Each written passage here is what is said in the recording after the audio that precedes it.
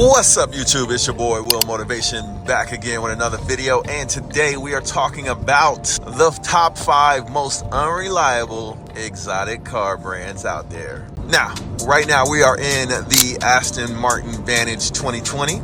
A lot of people have been asking me, how reliable is this beast?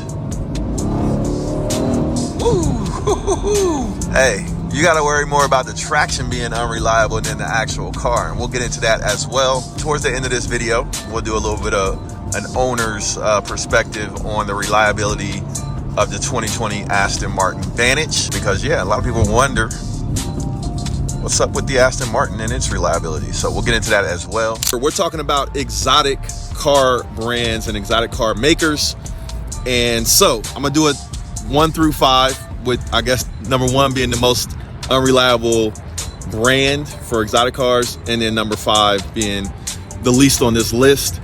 But let's go ahead and get started.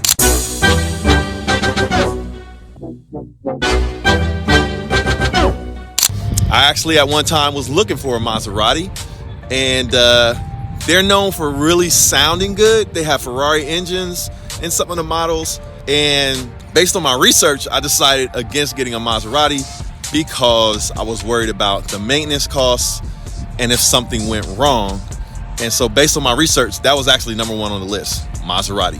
All right, let's get to number 2. Number 2 on the list, this is probably gonna surprise some of you guys, but we're talking about exotic cars, not just regular cars, right? Number 2 on the list is Lotus. So you're probably wondering, why do people say Lotus is one of the most unreliable exotic car makers? Well, according to my research, common issues include fragile build quality, limited parts availability, and inconsistent reliability. And this is historic since around the year 2000. So I didn't want to include like really old data on cars that people are not really buying, but there has been some concerns with Lotus. So me personally, I actually was looking at getting a Lotus. So some of my research is relevant because I like that new Lotus Emira that just came out, and I was thinking about getting one, but based on my research and the reliability ratings, I had to decline buying a new Lotus Emira. So let's get to number 3 on the list. All right, so this one, a lot of people are probably going to disagree with me. A lot of people might be mad at me. So let me get my face off the screen. All right, don't kill me when I say this, but the number 3 brand on the list is actually Ferrari. And I'm gonna speak from some experience here. I've owned, let's see how many Ferraris I've owned. I owned a black Ferrari F12. I had a 488 2018. I had a 2020 Ferrari F8 Tributo, and then I had a 2023 Ferrari F8 Spider. Now, with my F8s, I did not have any issues in quality, and those were actually the newest of the group. But with my 488, guess what? Oh yeah, other experience, personal experience with the Ferrari brand. I've been on several rallies where we've gone like hundreds of miles, if not over 1,000 miles on some of the rallies. And one of the rallies, 2 of the Ferraris on the rally broke down. Now, that's not a knock against Ferrari recently, but let's see what my research says about why the Ferraris are considered to be one of the top most unreliable brands. Well, the turbo, one of the turbos went out. One of the stock OEM turbos went out on my Ferrari 488. So yes, I can attest to build quality issues, all right? So Ferrari's on the list. Now, my F12 was naturally aspirated. Did I have any issues with that? The biggest nagging thing about Ferrari that just doesn't make any sense with a car that as expensive as they are is the freaking batteries drain. They use like some weak batteries in their OEM setup and configuration of their cars. So the batteries drain out. The car can sit there for like 2 weeks and the battery might die. And then you got to do all this weird stuff to get the car started again. Charge, putting the battery, the car, you got to keep the car on a tender. It's annoying. Now, a lot of supercars you got to keep on tenders nowadays, but with all of my Lamborghinis, I only had the battery die on one of the cars, and it was just because the battery was old, in a 2016 Lamborghini Aventador SV. But my Huracan, the battery never drained out, and I never kept it on a tender. And all the other cars I've ever had, never had a battery die, except for my Ferrari. But yeah, the F12, it had some issues with, I felt like the steering, but a lot of people told me that's just the way the cars are.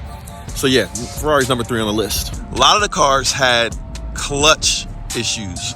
So now they use dual clutch, and I have heard of, there was one Ferrari I was looking at, I think it was a F12, and they had to rebuild the transmission because the dual clutch went out on it, and that scared me away from that particular F12. But other things people say is the electrical issues and very expensive maintenance. But like I said, with exotic cars, pretty much all of them, you better have some savings on the side for maintenance, because it's going to be more than your average car. Also, you know, despite being super prestigious, Ferrari models like the 360 and the 430 have super expensive maintenance upkeep, especially with the older like F1 style transmissions. So why are we showing this Aston Martin if you're just now paying attention to the video? It's just because it's beautiful. And no, we haven't had any real issues with this, but we're going to talk about that. So stay tuned. Let me get through the rest of this list. So what's number 4 on the list? And it's Bugatti. Bugatti. Now, I've never owned one. So with Bugatti being considered to be one of the most unreliable brands, I don't have any personal experience owning a Bugatti or being on a rally with somebody that brought a Bugatti on a rally. That'd be pretty bold. But based on my research, and I've seen some videos, Bugatti is considered to be one of the most unreliable exotic car brands. And the reason why, they have cooling system failures, they have high component fragility, so components can go out on the Bugattis, and astronomical maintenance costs. If you tune into Stradman, you'll see with his Bugatti, his maintenance costs were ridiculous, and I think he actually sold it, if I'm not wrong. If you don't know Stradman, check out his videos. He's pretty awesome. Matter of fact, watching his videos is who got me into doing YouTube. So shout out to Stradman. All right, number 5 on the list. You guys are probably waiting for me to say Aston Martin, but no, this one is from not only my research, but also from personal experience, not owning one, but being on rallies with them and having friends that own them, and just seeing a lot of YouTube videos of people's ownership experience. You guys are probably wondering why this one is not number 1 on the list based on reputation for exotic cars, but according to my research, it's number 5 on the list. And that is McLaren. Yes, you guys are probably not surprised about that, but from what I understand, they are fixing their reputation from a unreliable supercar, exotic car manufacturer to being somebody that's creating more reliable cars, and that once you fix a couple of little issues, the cars are great. And I've heard that from mechanics that say, hey, they're not as bad as people say. McLarens are actually pretty good. But historically, since the year 2000, man, they have a long list of people complaining about reliability issues. And me personally, when I was on a rally, one of the gentlemen brought a 720. It was a brand new 720. By the end of the rally, he was calling McLaren to come pick up the car because he got locked out of the car through an electrical system malfunction, and he was stuck in Chicago, which sucked. So somebody from McLaren actually had to fly out. Now, I understand they have good support, but somebody had to fly out to get the car and fix it for him to get home from that rally, which sucked. All right, so let's talk about the reliability of this here Aston Martin Vantage. It's a 2020. A lot of people have been asking me, am I worried about, you know, the reliability of it and what has been my experience so far? So first of all, let me say I haven't owned this car for a very, very long time. I've owned it for, I'd say about 4 or 5 months, something like that. And I have had to get some maintenance done on the car. Here's the bad thing about the Aston Martin, and then I'm gonna tell you the good thing, and then I'm gonna tell you like my actual experience. The bad thing is there's not a whole lot of Aston Martin dealerships where if you get a warranty on the car, like I have a warranty on this one, you might have to drive a good ways to a dealership for Aston Martin. Like the closest one to me in Ohio is in the Cleveland area, which is about 2 hours away from Columbus where I am. So that's the bad thing, right? Getting service done, you have to find somebody local, and it might not be a dealership, which is what I did. But finding somebody local was probably less expensive than the actual dealership. So I kind of took a win there. And we'll talk about the specific stuff I got done to this car and any little issues I've had with it.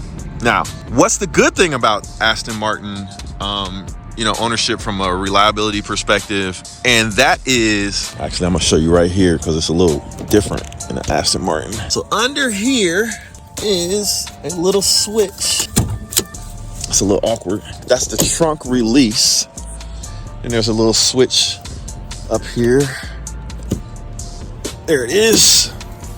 There we go. There we go. The advantage to Aston Martin reliability is this engine is actually a Mercedes-Benz AMG GT or GTR engine. That's the advantage. So these engines are known to be bulletproof. You know, in the Mercedes and the AMG, they have a really good reputation. People tune these things all the time for massive power, and they run great. But the one problem that I had with this car, and it was pretty early on after owning it for about a month, it started to happen. I started getting these misfire codes with the check engine light coming on when I would drive like really fast or kind of fast on the freeway or whatever, 80 miles an hour, that kind of thing. Now, misfires usually have to do with the ignition system, which includes your coil packs and your spark plugs. So that was the first hunch, and I did a little bit of research on the forums. That hunch was confirmed, so I had to change out the spark plugs and the coil packs. So spark plugs on this car are basically the same ones you would use in a Mercedes AMG GT engine for the same vehicle or for the same engine. And the cost on those spark plugs, I believe, were for all 8. So this is an 8-cylinder engine, so I had to get 8 spark plugs. And I think it was probably like, I want to say it was like $400 or something like that for all the spark plugs. I got NGK really good spark plugs. And then I got the coil packs just to be safe. So you have to get the coil packs, I believe, come in 2. So I had to get like 4 of them. Those coil packs were kind of expensive. I think they were like $1,000 to get all of them, or a little over $1,000 to get all of the coil packs. But from my research, that's really the only common issue people have with this engine. And that's some of them, not all of them, is you might have to change the spark plugs and coil packs. But once you do that, the car runs great, as you guys probably have seen in some of my videos and me driving this car. I mean, it runs spectacular. It's really strong, really fast. And that really is the only significant maintenance thing that I've had to address, the spark plugs and the coil packs that go with those spark plugs, so that the engine is firing and running good. And since I've done that, I haven't had any issues. Now, I did have a issue before I changed the bulb, but one of my bulbs, my blinker bulbs, went out in the headlight, and I was getting an error message about that. But my mechanic fixed it for free, so it must not have been that expensive to change the bulb in the blinker or the headlight. But when I got this car, I also got a warranty on it. So that would be my recommendation. If you're getting a car that's out of warranty and you're a little bit worried about the cost for repairs, just get the warranty on it. It's going to cost you, it's going to be kind of expensive. Like a warranty from this could be anywhere from $2,500 to $5,000, depending on how long it is and how many miles. But it's peace of mind, right? So if something goes wrong, I can take this right down the street to the Aston Martin dealership. And actually, that warranty for this car didn't cost me anything because it was certified pre-owned from an Aston Martin dealership. So that actually came free. So that's one benefit if you're thinking about getting an Aston Martin. They have like a pre-owned, I forget what they call it. They call it like, they have a special name for it. You know how all these manufacturers have like certified pre-owned programs where they sell their own cars, and those cars are in good condition and they warranty those cars. So with the Aston Martin, I got a 1-year warranty for free when I bought it from an Aston Martin dealership. So that gave me a lot of peace of mind buying my first Aston Martin, which this is right here. So in my experience, the reliability is fine on the Aston Martin Vantage. No electrical issues. I did have to upgrade to Apple CarPlay. This is a 2020 model. It should have probably had it from the factory, but they put the factory Apple CarPlay system in my Aston Martin Vantage when I bought it. Man, let's get my face off the camera. It's time for me to do my Just for Men. A sponsorship from Just for Men needs to holler at me, man. Get my beard together. Yeah, I've had good experience with this car. It's been a really good car. I bought it to put on my YouTube channel to, you know, basically draw attention to the channel so that I can slip in a little bit of knowledge to those young people out there, or those people that are maybe not so young, but you're looking for the way to go in life to get to the point where you can have a nice car like this, or go on a nice vacation to take care of your family and to just be in a healthy place in life. You know, I get these cars because I'm a car fanatic, but I try to use these cars to draw attention to the channel and then slip in a little bit of content that might help people. So with that in mind, as we close this video out, let me talk to you guys for a minute. So I'm gonna have a message of the day with this video. I thought about doing like a life update video, but instead of doing a life update video, I'm just gonna give you guys a little bit of advice at the end of this video and a message that applies to my own life, but I think some other people might want to hear it as well because it could apply to your life as well. And based on my life experiences, this holds to be true when you're trying to meet goals and achieve certain things in your life. And that message is, when the going gets tough and you have setbacks and you have doubters and you have detractors, people that maybe don't believe in what you're doing, people or organizations or people that you have to do business with or people that you have to encounter in life, maybe they don't believe in what you're trying to do. Maybe they don't support your vision or your goal. But the message is, don't quit. Don't quit. If you know you're doing the right thing and you know you're just trying to meet your goals in life, you're not trying to hurt anybody else, but you're trying to make a difference. Maybe you're trying to provide, like I said, provide for your family. You're trying to achieve a certain lifestyle in general, or you're trying to meet certain goals in giving back to the community or whatever it might be that's positive. Don't quit. Sometimes we think about quitting, right? Because it's like, oh, it's hard. It's too much of a hassle. There's going to be a whole lot of late nights where I'm up working and trying to justify what I'm doing and get things done the right way. It's going to be hard. You might wonder, is it all worth it in the end? But when you start something and you have the right intentions in mind, don't quit. Simple as that. Usually the difference between someone that achieves their lofty goals, like you may have big goals, right, that people don't think are possible.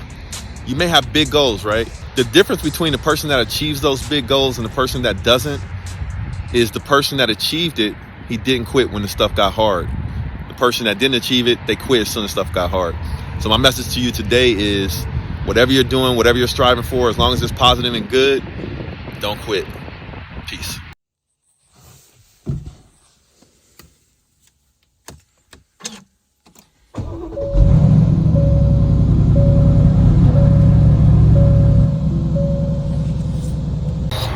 Good morning, YouTube. We're here with Reginald Culpepper. Today is his special day. He's going to figure out where he's going to college today. All right, so we took the Aston Martin to Cincinnati. We're going to talk to some kids about going to college. Clark Atlanta University and Hampton University. Man, I parked a little jagged, but hey, we made it in one piece. Safe and sound. Let's go inside and see what's going on.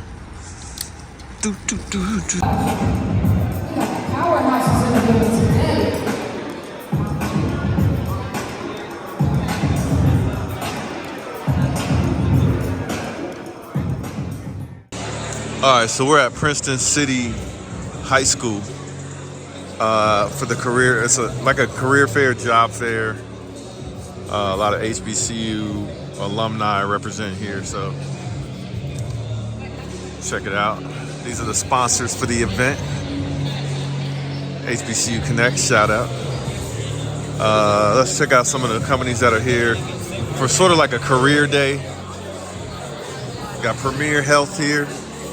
Cincinnati Children's here. Florida A&M. Oh man, they got their stuff set up real nice. We got Crown, Material Handling, Ohio Health. We got Fisk. Is that Fisk? Yeah, Fisk. Fisk University is an HBCU. I need one of them suckers right there. Still got it. Wilberforce, there he is. Yes, sir. Wilberforce, Ohio, and a Hampton grad. We got who is this? Cincinnati Metro Diversity. This is the Bulldogs from North Carolina A&T. Right, all right. Sorry. We got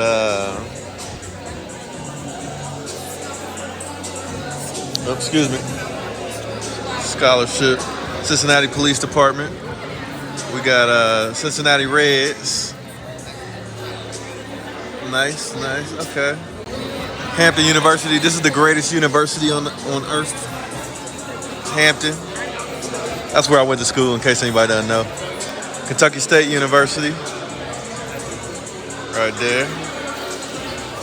CVG. So it's basically like giving the high school kids some options after high school. Central State University. Some options after high school. Tennessee State University, for going to school or going to work or planning their career.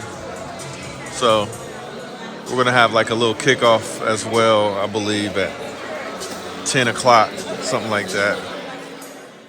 It's the one and only Floyd Money Mayweather.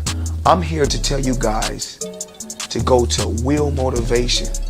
The exotic cars is crazy. I've been watching this show for a little while now and it's growing. But we need everybody else to subscribe to Wheel Motivation and support Will. I'm supporting them. You do the same.